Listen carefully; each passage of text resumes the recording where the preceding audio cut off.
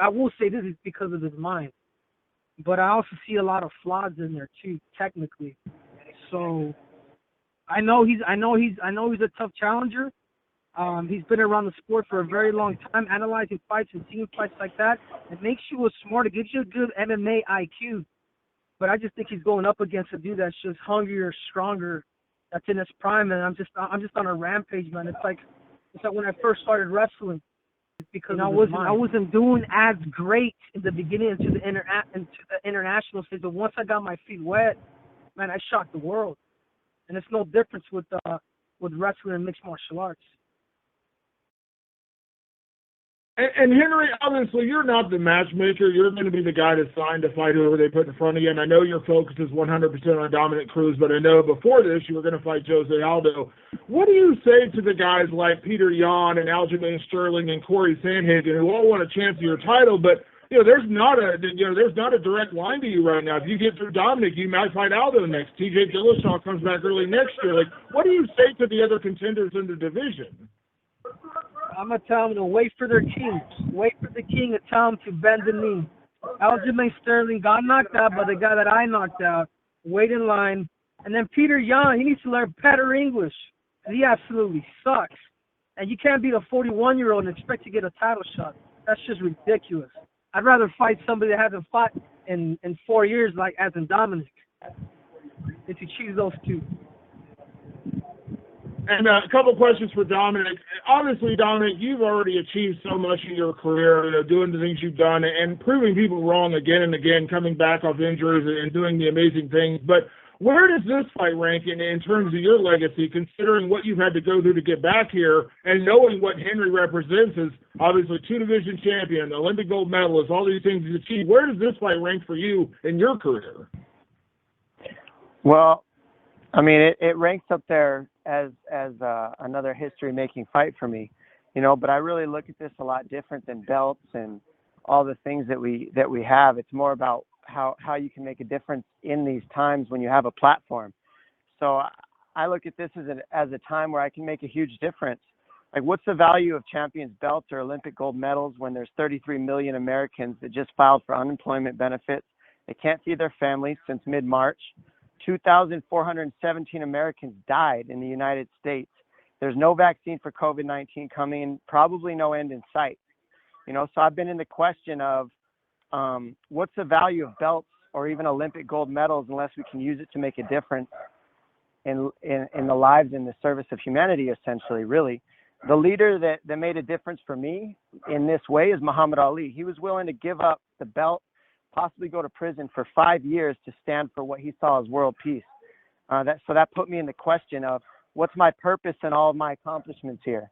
And realistically, it's to make a difference and stand for everybody who thinks that they're not a champion and let them know that regardless of what everybody says, regardless of what everybody's credentials are, none of that matters if you believe and if you want it and you have a bigger purpose than yourself, just what you have, and just holding up your belts to everybody and saying, I'm better than you because I have this thing. How about, every single person out there gets to be that if they choose it, whenever they want. And I'm going to stand for that after a 3-year layoff again, when everybody says ring rust exists and it actually doesn't. It's all in your head. Well, to that point, Dominick, my last question will be that you've proven it time and time again how you've been able to come back from these injuries and look good and look great in these fights. What is it, do you feel like, separates you from other guys? Because it is true, we have seen guys struggle off layoffs and time off and things like that. How have you been able to do that multiple times? Well, I mean, it's about making sure that you prepare yourself the right way. I live this life to train. So like when this is all said and done, I'm going to be in this kind of shape still. I enjoy training. It's like a livelihood for me. It's just how I like to live my life, is in shape, feeling good, and training hard. And really, transformation is a public event, so I'm constantly trying to transform in my life. And this is the place to do it, is on a stage in front of, the first sports event to ever happen. This is the stage where transformation happens. Every athlete on this card is putting themselves in a vulnerable position where they can be beaten or win. And what's the point? What's the pleasure in winning if there's no thought of losing?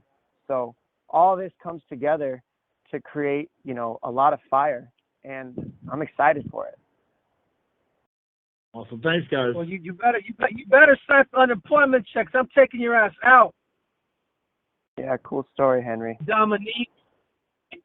You know I'm the real deal. You know I'm coming. You ain't getting past 3 rounds. Yeah, okay. You're short. I know that. And I know you're going to have a hard time finding me, little man. And you're going to remember that. You're going to remember that, princess. Okay. We'll see, man. When you're in there missing, you're going to find out real quick the difference and the amount of rounds I got in there over you. I got hours in there over you, little man. You're a wrestler. Okay, I'm about to prove that and expose you real quick. You just try not to break it now, princess. You just make sure to make it on May 9th. Yeah, you coming off the shoulder surgery too, smart guy. So how are you any more tough than me? You're just coming back from surgery after a year. Have you ever done that? Nope. I've done it several times and I've proved it. I'm the Bantamweight champion of the world, and I am the greatest combat athlete of all time. That's why. We'll see about that. Yeah, well, there you go, flaunting your credentials again, but none of those mean anything because how do you make a difference for anybody but yourself? Hey, I had the belt for 10 years. I have the most records in this you only division. fought 2 times in 10 years, Dominic. I fought many times in 10 years, and you know what? I have more title fights than you as well. So remember that too. All you got to do is look at the numbers, Henry.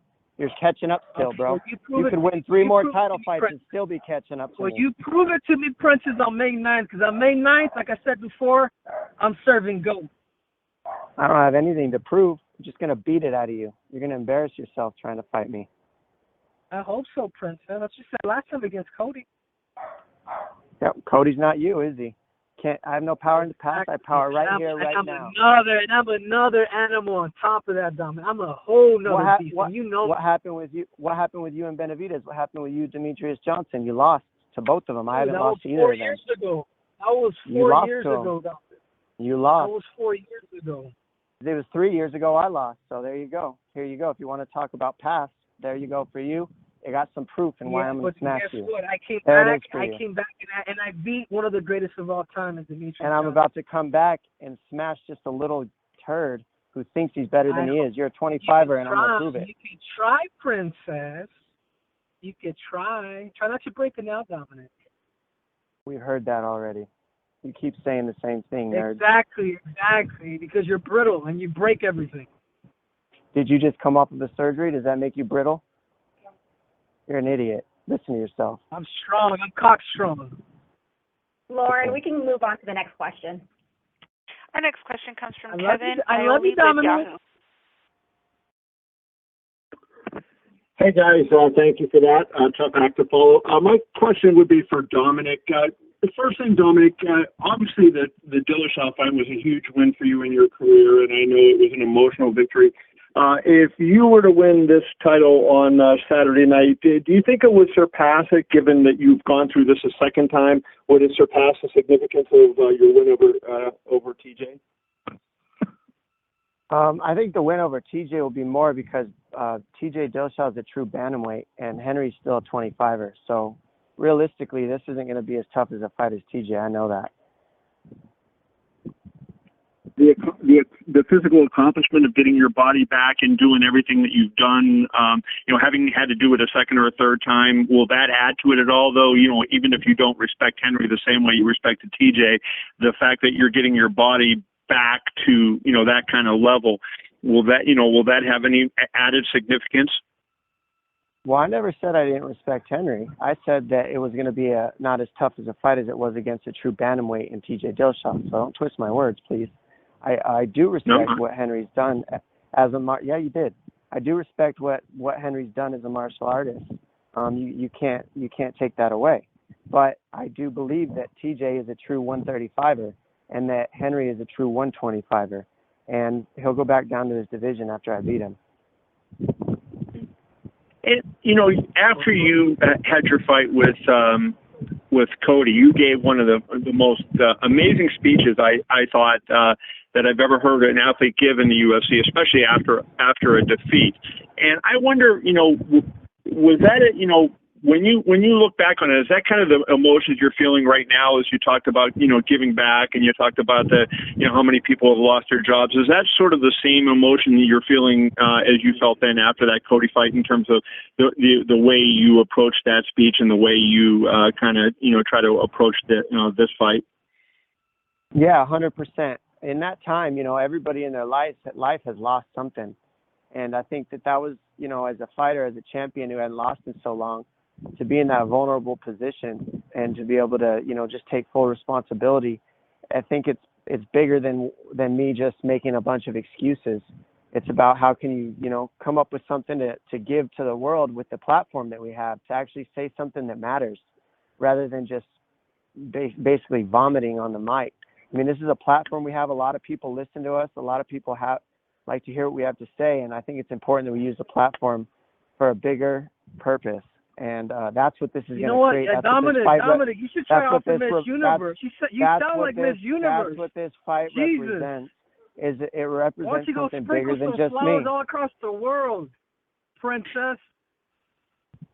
Like I said, then, Dom, if I can. Go ahead. Dom, if I could just follow up with one other question then. I know when an athlete loses, you know, when you guys lose a fight, you want to get back and get in there and kind of get it. You've had to sit there with that loss for 3 years and haven't had the ability to, you know, to get back and, you know, not avenge it against Cody, but just beat somebody else.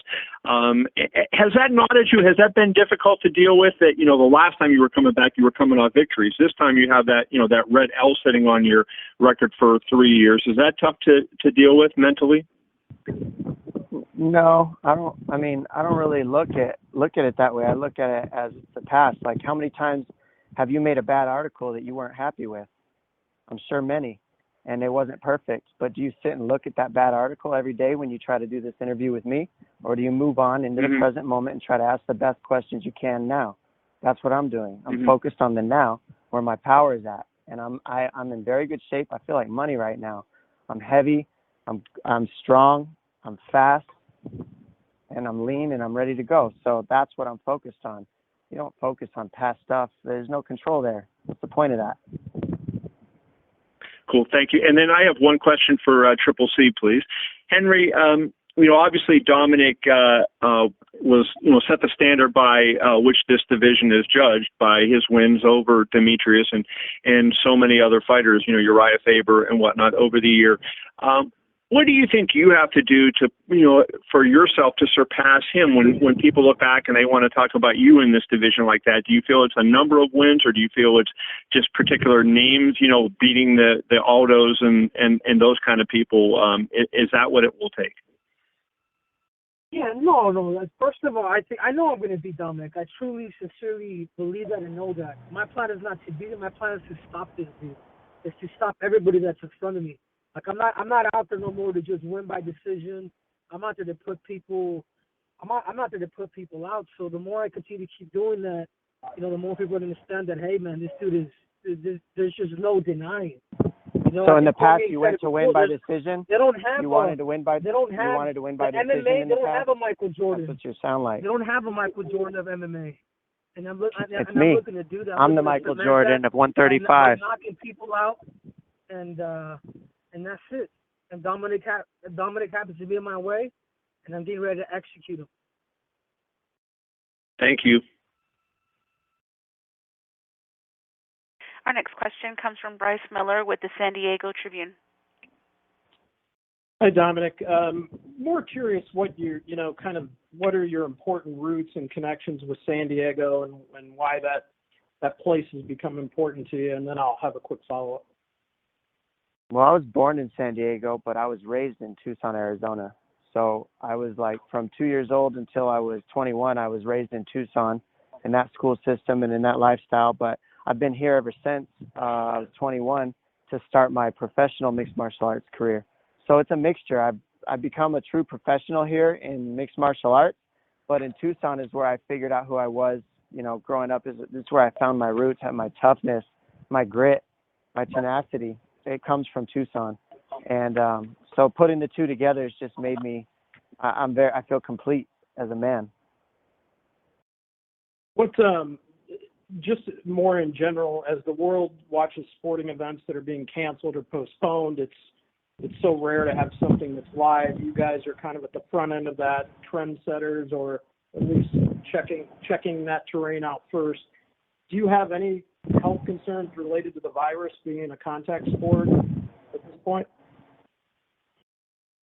I don't. I mean, realistically, anybody can contract this virus. I think that's partially the point, is understanding that anybody on earth can get this, but you can't just freeze up when you see something that's scary. You got to just kind of take the precautions, be as safe as possible, but live your life. That's what I'm doing. Best of luck. Thank you. Our next question comes from Aaron Bronstetter with TSN. Hey guys, this one's for Dominick. Dom, the circumstances for getting this title shot were a bit different. Obviously, relatively short notice, government restrictions, a great opportunity. But were those circumstances a turn off at all for accepting this fight? No, not at all.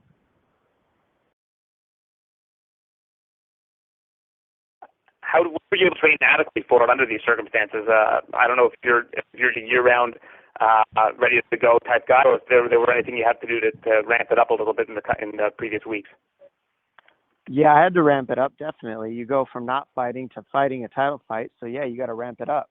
But I've been training with Jeremy Stephens, who I know is bigger, stronger than anybody in my division. So training with him and mixing it up with other small guys at the same time, I've got the speed of small guys that I get to work with and the size of big guys mixed together, and sparring with them round by round really pieces together a good camp. And I've had good training partners, and I got a good coach, and I've been here before many times. I've got tons of title fights, tons of time in that octagon. So this is just another day doing what I enjoy doing. All right, for Henry, you look at your last 3 wins: Demetrius, TJ Dillashaw, Marlon Reich. If you win this weekend, would you still want to face Jose Aldo next? Because the win streak of Demetrius, TJ, Moraes, Dominick Cruz, and Aldo could potentially be the greatest win streak ever, really, in terms of resume. Go back and look at my resume. I told Uncle Dana, I said, I ain't leaving after I beat up Dominique. I said, I'm going to be stomping on Jose Baldo's toes next. And then after that, Alexander Volkanovski, that overgrown midget, he's next. See, that's the best he can do with his platform. You hear that? It's so useless. Sorry for you guys. Exactly, Dominic. Exactly.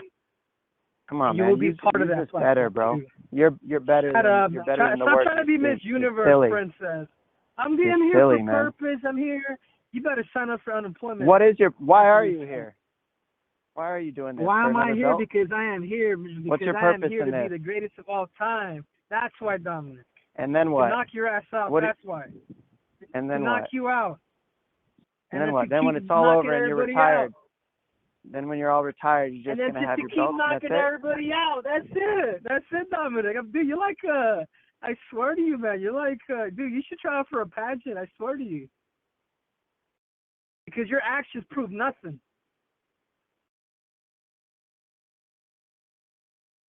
All right, and finally, Dominick, a win this weekend, it would make it twice that you've come back from a major injury to win a title. That's never happened in MMA, and I don't know if it's ever really happened in pro sports of any kind. Do you ever step back and think about how incredible an accomplishment that would be and the gravity of this?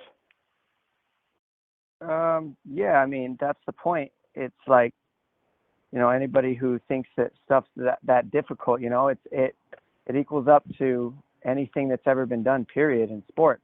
So that's how you become, legendary in this thing. I've already done legendary things in the division and in the sport.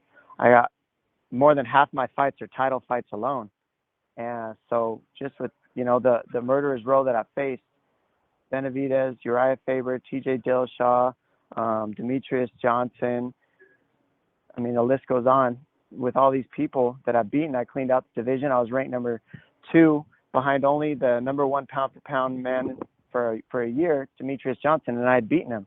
So I've pretty much been pound for pound the best at one time in this sport. And, I've done everything you can do. And to come out after the layoff when nobody really gives you a shot and then just beat up at 125er, it's going to be fun.